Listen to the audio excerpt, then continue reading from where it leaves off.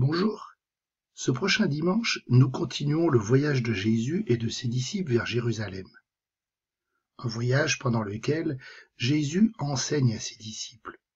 Rappelle-toi, il y a 15 jours, Jésus posait la question « Pour vous, qui suis-je » Et Pierre avait reconnu que Jésus est le Christ, le Messie, l'envoyé de Dieu.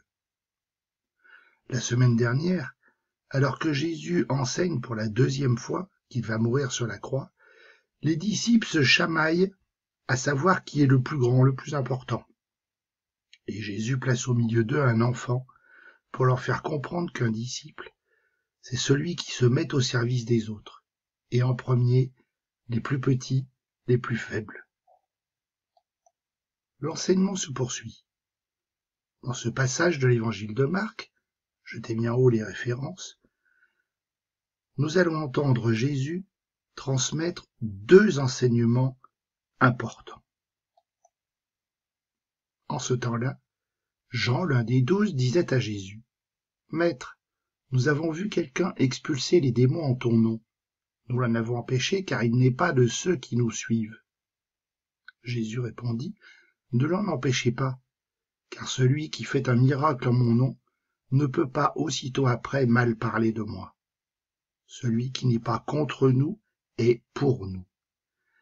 Et celui qui vous donnera un verre d'eau au nom de votre appartenance au Christ, Amen, je vous le dis, il ne restera pas sans récompense. » Alors tu vois, malgré ce que Jésus a déjà enseigné, les disciples sont encore enfermés dans leur petit cercle. C'est eux et tous les autres. Mais en s'adressant à Jésus, Jean se rend bien compte qu'il y a quelque chose qui ne va pas dans cette pensée. Et en parlant ainsi, il donne à Jésus l'occasion d'aider ses disciples et de nous aider par la même occasion. Jésus va faire comprendre ce qu'est être disciple, ce qu'est la communauté chrétienne. Cet homme qui chasse les démons le fait au nom de Jésus. C'est donc qu'il a entendu la parole de Jésus et que cette parole a eu un effet sur lui. Être disciple, ce n'est donc pas faire seulement partie du groupe. Être disciple, c'est écouter la parole de Dieu et c'est la mettre en pratique. Et la mettre en pratique, Jésus y revient, c'est se mettre au service des autres. Celui qui est un scandale, une occasion de chute pour un seul de ces petits qui croient en moi, mieux vaudrait pour lui qu'on lui attache au cou une de ces meules que tournent les ânes et qu'on le jette à la mer. Et si ta mère est pour toi une occasion de chute, coupe-la. Mieux vaut pour toi entrer manchot dans la vie éternelle que de t'en aller dans la géhenne avec tes 2 mains, là où le feu ne s'éteint pas. Si ton pied est pour toi une occasion de chute, coupe-le. Mieux vaut pour toi entrer estropié dans la vie éternelle que de t'en aller dans la géhenne avec tes 2 pieds. Si ton œil est pour toi une occasion de chute, arrache-le. Mieux vaut pour toi entrer borgne dans le royaume de Dieu que de t'en aller dans la géhenne avec tes 2 yeux, là où le ver ne meurt pas et où le feu ne s'éteint pas. Au bout de tout, Jésus y va fort dans son enseignement. Il parle carrément de perdre des morceaux de son corps. À ce moment-là, moi je suis pas bien sûr d'être son disciple. En fait, Jésus explique avec des expressions de sa culture et de son époque. La géhenne, c'est un mot ancien qu'on entend plusieurs fois dans la Bible. Ce mot à l'origine vient du nom d'une vallée proche de Jérusalem. À une époque bien avant Jésus, dans cette vallée, on a pratiqué des sacrifices à des faux dieux, et notamment des sacrifices d'enfants.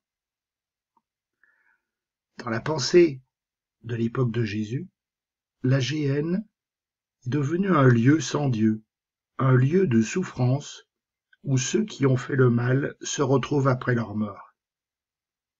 Dans notre vocabulaire, c'est ce que nous appelons l'enfer. Alors si tu as bien fait attention, 4 fois de suite, Jésus utilise la formule « mieux vaut ». Jésus est intransigeant face à toute complicité avec le mal.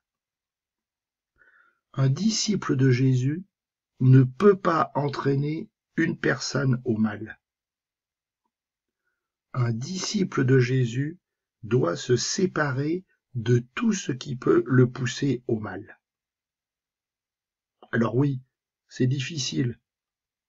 À nous tous, il nous arrive de faire le mal. Mais nous le savons, nous ne sommes pas seuls. L'Esprit de Dieu est avec nous pour nous permettre de lutter. Et tu le sais, Dieu est toujours prêt à pardonner nos fautes, nos erreurs que nous reconnaissons.